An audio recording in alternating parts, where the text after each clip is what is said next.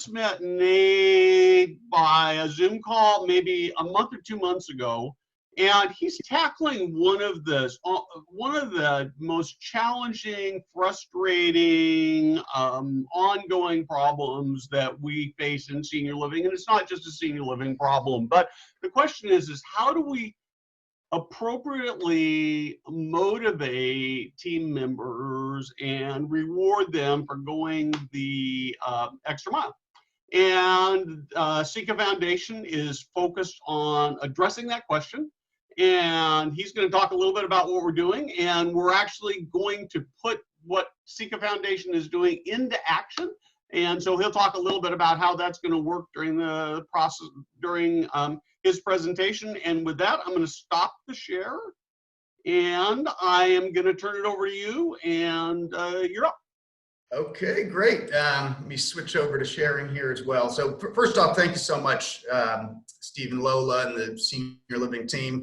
You got me out of my sweats and into a suit for the first time in months, so I appreciate that. And thanks to Connor and Sarah. We're based here in Washington, D.C., and got a chance to meet Stevie at Knollwood last fall, and it's just wonderful work that you're doing. I think it's just terrific and very fun and interesting. So as Steve mentioned, my name is Nate Hamme. I'm president of the Ceca Foundation. We're a nonprofit whose mission is to improve the human experience in care communities through honoring the work of exceptional caregivers. So we're firmly in this not-for-profit. We're a partner for all of these organizations we work with, and we're really there for your residents. This is hopefully another fun topic for everybody, and I tried to convey that through this photo here. It's actually a screenshot from one of our training videos that we do to introduce the award program to new partner communities, and I'll talk a little bit more about that later, but let's jump on in since we've got a little bit of a limited amount of time here. Okay, first just a plug. Steve mentioned that what we're doing with the on Thursday is a set of Foresight Awards for all of the attendees. I really would love for people to submit nominations for a coworker or somebody that inspires you at a senior living community. It's all driven by your nominations, and it's just a brief form here that you can see. Just a couple questions you answer. And then through our platform, we'll be sort of collecting all of the nominations and ultimately turning them over to an independent panel to review and sort of select a handful, I believe 3, who will receive the Foresight Award. Again, this is all about just positive, inspirational stories that you help tell through us. I think it'll be a lot of fun on Thursday, and so please, you get a chance, go and submit them. I know the links are in a lot of the communications that Steve and Lola have been sending. I wanted to sort of kick things off with a general question. If you could think a little bit about what person in your life, maybe in your entire life, gave you the most meaningful recognition. So feel free to use the chat box. I can't really see it. I think Steve will help me monitor, but think a little bit about who the person was that gave you a positive reinforcement that meant the most to you. It could be a customer of yours, it could be your manager, but I think this helps to sort of address a little bit about what the challenge is here. So when Gallup asked this question, you can see the results here. The first one was the manager, direct manager, 28%, CEO leadership, so top person in your company, maybe your manager's manager, your customers, your peers, and then 17% said other. Maybe it was your mom or your dad or something like that. But you have a bunch of different types of people who might give you a piece of positive reinforcement, a piece of recognition that would mean something to you and to varying levels. So I think when organizations view this stuff as, oh, hey, this is something for our leadership team to do, they shortcut themselves and ultimately miss out on a huge slice of this pie, which is allowing all members, all stakeholders in the community to drive reinforcement for what you view as worthwhile objectives. So I think this starts to get at how you can overcome just a so-so culture of recognition in any organization. And part of that, I think, is leveraging the appropriate tools. A few goals here. So One, I just want to define sort of what the challenge is and where we're trying to go. And the challenge, and you'll see this is basically a deficit of and a need for recognition in senior living and continuum of care communities. The second is identifying best practices in employee recognition, which I think is a fun exercise, and you can see some of the things you might be able to apply to your own communities here. And the third is how organizations can implement these successful initiatives with a tech-forward employee recognition program, even during the pandemic when resources seem to be stretched, that will help you impact key benchmarks. So overall, the challenge, and we'll hear a lot about it over the course of the 3 days, this COVID-19 pandemic has really highlighted the need for tech-forward and virtual solutions to key business problems. And employee recognition really is no different. You can't necessarily be high touch with everything anymore, and this technology will facilitate the ability of somebody to effectively recognize one another across space and time if done correctly. So a little bit of context here. I think what we've seen is that long-term care communities have suffered from, in perception during the pandemic, with over half of survey respondents saying they now have a worse view of long-term care facilities. This was mentioned a little bit before. They're getting a lot of the blame as sort of places where the disease is a petri dish. And a majority of those people are over the age of 55, ostensibly the audience that you might be looking for to bring people into your community. However, on the flip side, the view of caregivers themselves has actually improved. More than half of them saying they're viewed very favorably. So there's a real disconnect here. Your organizations are being stressed and in ways you've never seen before. And in many ways, the staff members are being asked to do new things that they've never had to do before either.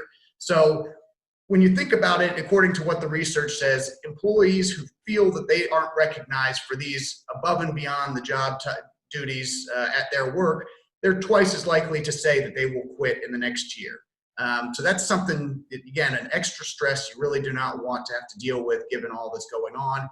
And so recognition is a major tool for this. It's just one of the tools, but it's a really important one. So what we're really striving for here is not just recognition, it's that recognition and engagement are very inextricably tied. I'll show you a couple stats later on, but basically when you have engaged employees, they go above and beyond the call of duty to solve problems, and they do it without you telling them to. They view their work as more than just a paycheck, and they get fulfillment working with you and with the people that you serve. So ultimately, they're going to give you maximum effort, and they want to see you succeed as a business. This is recognition for its own sake is wonderful, but really what I think we achieve here is engagement. People feel like their work makes a difference. So the other benefit here, I think, is something very cool. People, is everybody familiar with the doctrine of mutualism? It's talked a lot about in biology, and so I've got this cool little graphic here, but basically that all stakeholders sort of feed off each other and can thrive together. There's a very interesting study done by Holler and Consulting Group that shows when you have engaged staff, you're considerably more likely to have engaged residents. And ultimately, the customer is your number one priority. So if you're pursuing all avenues to have positive recognition, to engage your staff members, the residents and families are going to see that and embrace it. And ultimately, I know they want to tell you about the good behaviors that make a difference for them, that they can appreciate. So you get this twofold sort of symbiotic relationship when you can keep your staff engaged and then they keep your residents engaged. Now, this is a pretty dense one, and so I'll just sort of go over it, but in care communities, there's a real problem here. Healthcare in particular ranked at the very bottom when it comes to employee engagement, and huge portions of the workforce feel that not only are they not recognized, but that their bosses are horrible at recognizing them. That may be a little bit harsh, but it's something that they're saying in the surveys. And ultimately, if you don't feel appreciated, it's the number one reason why people leave their jobs.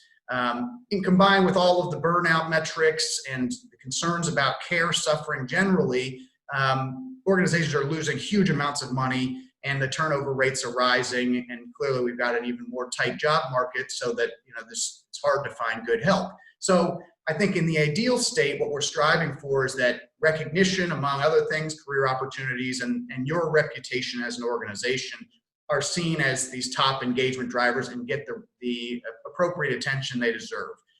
You can save money this way. Engagement directly correlates with safety, quality, and experience outcomes. So is this worth investing in? Yes. If you spend 1% or more of payroll on recognition, 85% of companies will see a positive impact. It also happens to be one of the most low-cost, high-impact ways to do this. When organizations make engagement a priority, they can cut turnover 25 to 50%. And beyond turnover, a 42% drop in absenteeism. So there are huge numbers here we're talking about in terms of ways that you can have savings and just achieve business objectives. In case you haven't gotten my theme here, in terms of what drives employee engagement, you think that there are a lot of things that may be more important than just being told you're doing a great job. As it turns out, recognition, cultural values, and your relationship with your manager outweigh even work-life balance in engaging employees. You know, that's sort of mind-boggling. And then every one of these employee recognition type initiatives even beats out things like fringe benefits. They don't provide the ROI that employee recognition does. So this is surprising, but not entirely surprising when you sort of think of it on what is widely accepted psychological theory. I don't want to get too academic here, but if you've heard of Maslow's hierarchy of needs, this might provide some good context, translating it over to how people feel as employees. If you want employees who view their role as more than just a job that pays their bills, you need to do more than just train them about how to do the job. If they feel they're good at what they do, they're given positive reinforcement consistently, they may view what they do as a career, and they will treat you loyally, and they'll appreciate their employer as a result. And then if they feel totally inspired by the work that they're doing, you know, connected to the values that I know you and your leadership teams probably spent a lot of time debating, the values and culture that you want to create, they can actually view it as a calling. So there's a saying that culture eats strategy for breakfast. And in this case, it looks like maybe a little too quickly, but culture really comes from three avenues. You know, how your leadership treats your team, how your team treats other team members, and how the team members treat your residents and their loved ones, everybody who walks through the front door. Which I think emphasizes that just like breakfast, this is a day in and day out exercise. It's something you need to be doing, and you need to enthusiastically support it. Good news is it doesn't have to be a difficult, time-consuming exercise, but if it's not consistent, you end up with what I call the seesaw of engagement. You know, hey, we introduced a new program, we're doing real well, then we take our eye off the ball for a few months, we've forgotten to give away our awards, we've forgotten to do X, Y, or Z, and all of a sudden you're back at the bottom of the seesaw. So if this was just like a checkbox type exercise, we wouldn't have this issue. This is something that I think leaders across industries and organizations have come to understand. It's not anymore, it's not a nice to have. It's a requirement for business success. And so it needs to be done effectively here. You know, I think all of this sort of may be overkill, but you know, I don't want to suggest that people have not done anything already. Almost every organization that I've ever encountered has done something, and some of them do it very effectively. But assuming for a second that you haven't done anything, how do I get to a point where I'm really firing on all cylinders? So what I'm calling 0 to 360 miles per hour. So if you haven't sort of thought through a fully conceptualized program or initiative, and you need to start from scratch, how might you do so? First, I think you look at all the places that you already received positive feedback. Ideally, one is from the horse's mouth, quote unquote. You know, suggestion boxes or comment cards from your residents, phone lines where they can call in and talk to somebody or leave a message. You know, maybe you have a form in your welcome packet when they get there that they can fill out and tell you who's been doing a great job. Or maybe it's through regular meetings of a resident council or other sort of engagement and avenues. And then you also have from your workforce, you know, maybe an internal website or external site or even a review site like Glassdoor. You might be able to see sort of what's happening. But you can also get them through your annual employee evaluations. You know, I think those are important, but they're not really enough. They need to be done more than just once a year. Again, there's an exercise here and a routine that needs to be happening. Human resources is a typical place where we find people to come either complain or say good things about one of their coworkers. And then a lot of organizations have an employee of the month style program with forms or spot recognition cards. And that's a typical place where you might start to get truly positive stuff that you're being told as a leadership team. And then you can look at what the best practices are here. And this is something we've spent a long time looking through, culling the research, and it's become a real focus for a lot of organizations. How do we know what to do and what's the most valuable thing to do? As it turns out, this is a good list, I think, of the most important parts of this. One, that it has to be that any recognition you do publicly should be focused on your mission and values. You're customized to your organization, what you feel makes you special and stand out above the crowd. It needs to include your leadership team in the process. People look to the top for leadership, and if you can have them play a role that's very visible, you'll be the better off for it. People want timely reinforcement. You don't want to find out 3 weeks later about something you did that was really great. Otherwise, you sort of lose, oh yeah, no, maybe I remember that, maybe I don't. If you can do it in a timely fashion, that's going to make it more effective. Publicly and visibly. If you drop off a card in a box somewhere and it never sees the light of day again, who's ever going to know about it? Maybe it sits in somebody's employee file. Really, you want them to know about it so they can say, okay, I can do that day in and day out. As I mentioned before, accessible to all the stakeholders. You have 360 degrees potentially of visibility here for your team members. And your administrator, your CEO is not in every back room, but the chance is that somebody is seeing things happen and could be the one to tell you about it. So you want it to be accessible to people. You also want people like your night shift folks and your support staff who aren't necessarily out there to receive recognition as well, regardless of their visibility. We see that receptionists actually get a lot of positive comments because they're there at the front door smiling and welcoming you in, trying to help you. But what about the people who are, behind the scenes? Personal and not cookie cutter. This is a really important one. I think we've seen in the past and we've tried ourselves, let's give out a certificate to everybody that says, thank you for the great job you're doing. You were nominated for an award. Why was I nominated? I have no idea. If it's cookie cutter and everybody gets one, then do I really feel more recognized? No, probably not. It needs to be specific to what you were doing that made a difference. And then it should be appealing to all the demographics in your workforce. I think, we'll talk a little bit about millennials later here, but this is something that has changed over time and is going to continue to change. And lastly, I think if you want stories about really positive stuff that you can use in your marketing packets, you should be thanking the thankers. So people who make the effort to tell you the stories, if you thank them, you'll see more of it. There's a saying that what you water grows, and I think that couldn't be more the case here, identifying specific behaviors here. Getting back a little bit to the theory here, I bet a lot of people are probably familiar with the 5 love languages. And I'm sure if you thought about them for a second, you could probably name all 5 of them. But there's also the 5 languages of appreciation in the workforce. And they're very similar, not so different. You can see here, basically words of affirmation, acts of service, getting gifts, quality time, and then the only one that doesn't really apply, maybe you don't want to think about is physical touch here. With words of affirmation, which tends to be the most widely, one that people widely say is the best, just tell me that I'm doing a good job. That's easy, and that's one that we can strive for. Acts of service and quality time are 2 that are relatively equal, coming in second place. And you can also get creative about how you may be able to provide that for somebody in addition to the words of affirmation. And then surprisingly for some, I think receiving gifts does not really get a huge percentage of people. I think at times maybe it's, everybody gets a bag at the holiday party, and so the gift doesn't mean as much. I think when it is more personal or specific to a person, it will mean more. But receiving gifts also has some compensation related issues that as organizations you got to be careful about. So it's a hard one, but one that can be effective if done correctly. And the last one, physical touch, again, maybe you're looking at a high five now and then, but If it's anything more than that, you're potentially crossing a line. So you look at these 4 as opportunities for, hey, how do I know what this person would appreciate most?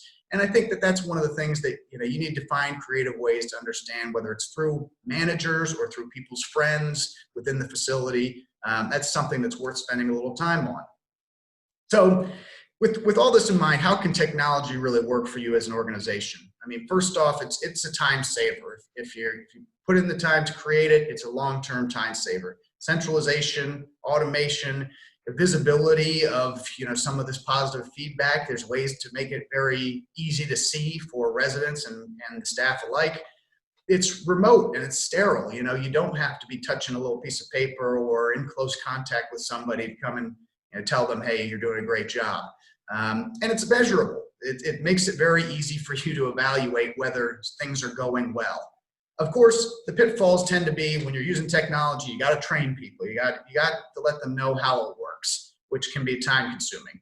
There's upkeep and maintenance. If you've got systems, Connor mentioned it with robotics. If you've got systems that you need to maintain, that's a potential expenditure for you.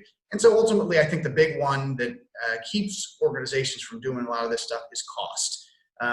So whether it's human cost or whether it's actual investment of resources, that's the one that I think keeps people from doing it. So in utilizing recognition technology, you sort of have to view it as a continuum here, where you prepare and you plan something, which I think the pros there are that there are a lot of different providers in this space.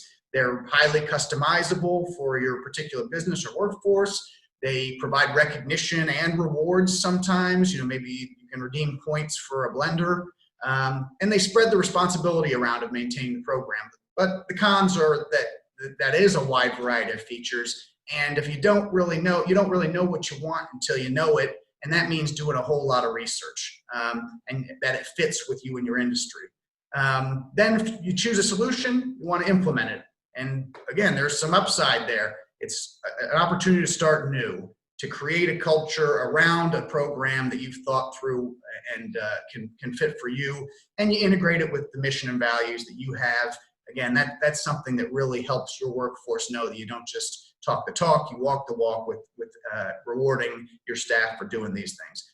The cons, of course, still time consuming, still some training required to get people to use it. You still have to assign people to be responsible for operations of the system, marketing for the system, and there's a process that needs to be had there. Just because people submit nominations or recognize each other, is there a process for actually rewarding them and turning them into more than that? And then if you can scale this thing, another challenge, maybe you're doing it only at one site for a pilot period or one little department for a pilot period, and then you want to put it at all your locations or all departments across your organization. You got to do stuff to scale it. You get out of that the metric tracking that we talked about earlier. You can actually measure things. And it's an all-in-one system that should be, sort of automagical once it's up and running. Again, if you're looking at the cons, costly, broad vision and planning required, often time-consuming still, and it doesn't put your leadership team off the hook. And then once you're done, you're still always looking to evaluate and improve, and that's something that you need to be considering. So if you look at the trade-offs, you have these options for the no cost and no tech stuff.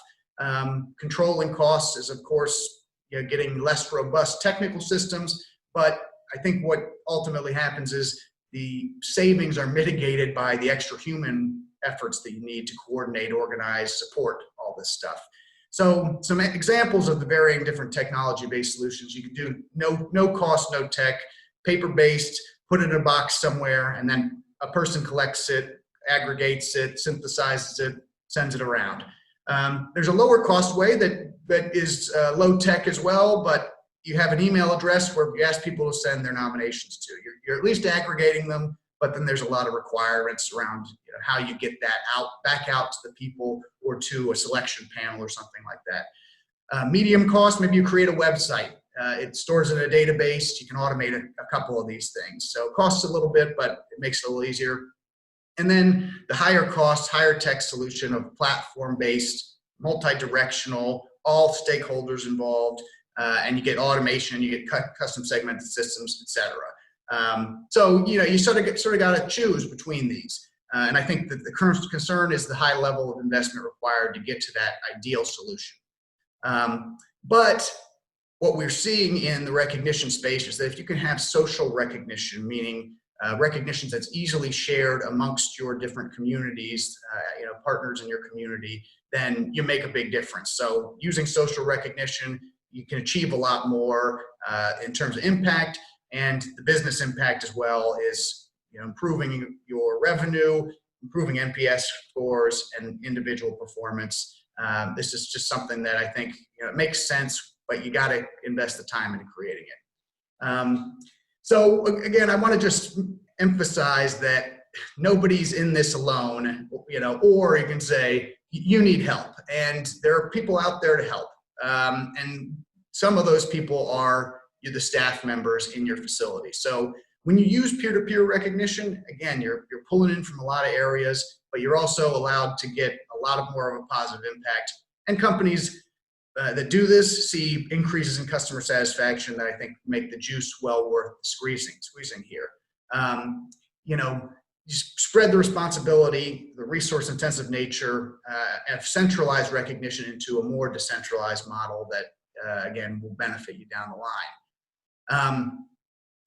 Ultimately, some solutions are a little more turnkey than others, and they may seem more applicable to certain demographics like millennials.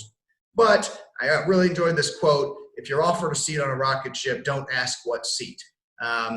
Just understand that this is something that will require a little bit of effort, and depending on who you choose to partner with, it may be a lot or it may be a little.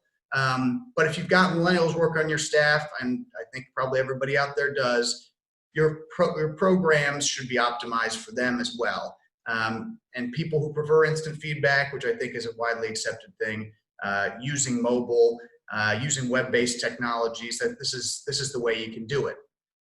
And then lastly, you really want to have something that allows you to measure things and not be handing around a whole bunch of unwieldy surveys. So I think we're looking at surveying employees, a frequent cycle, using validated resources like Advisory Board has an employee engagement index, Gallup has one, but you must measure them. So how do you get to do this? Of course, there's always a really fun part of this stuff, which is the opportunity for leadership servitude, the part that can't be measured. An opportunity to get out in front of the staff as a leadership team. It's the most rewarding part of all this, and it gets you a chance to reinforce your values and behavior, especially if you can identify the best way to celebrate individual employees. But you see some examples of Ceca recognition events, and this next slide, ones that had to be done remotely here over the last 4 months or so.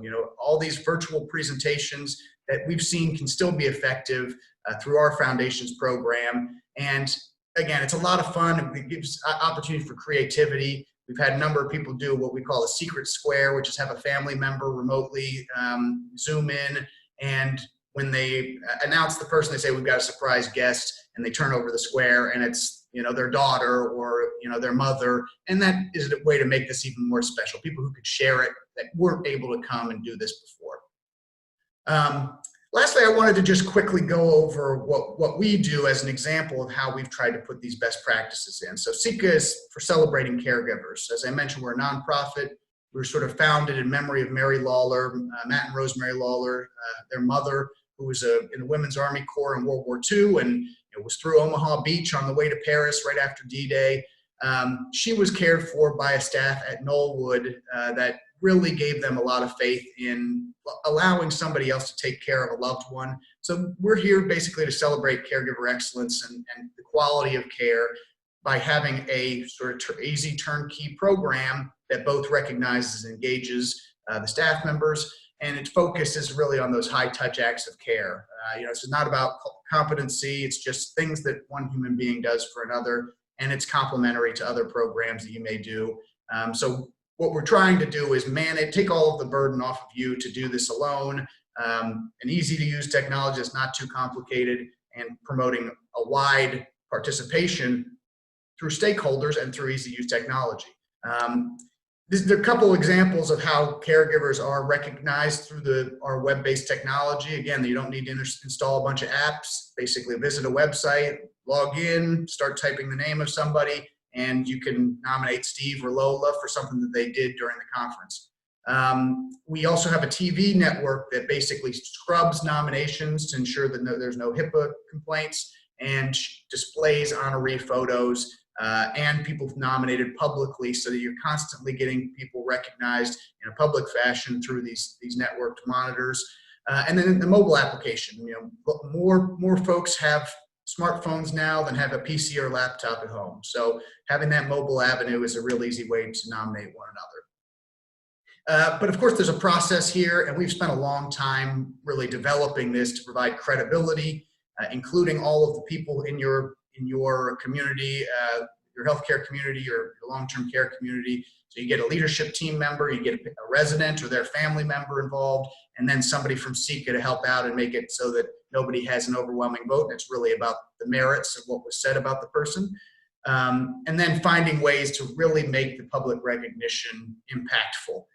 Leadership team involvement, integrating your mission and values, speaking opportunities for a whole host of people who may be able to really make this person feel special, and then encouraging at the end nominations from staff members by giving gifts. And as you can see, there's also a monetary component. We like to say recognition is its own reward, but Ceca does provide monetary prizes for recipients, and we've had over the 6 years, really, we've been in operation, 25,000 nominations, over 1,000 honorees, and $250,000 that's been given away to hardworking housekeepers, CNAs, administrative folks at partner communities. So if this is something that you're saying, how do I know whether it works? It also has a very easy to measure dashboard that we provide. And again, this is something that you can find in the marketplace, and you've got your pick of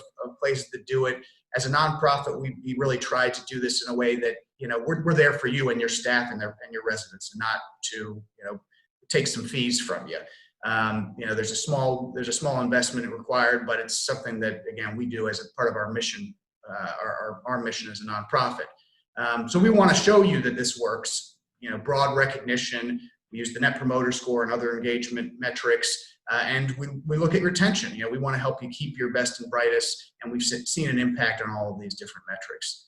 I'm running out of time here, so I know that if people can go back and look at this, but basically we want to make this both easy to implement and to maintain. So we take accountability for most of these program-related items.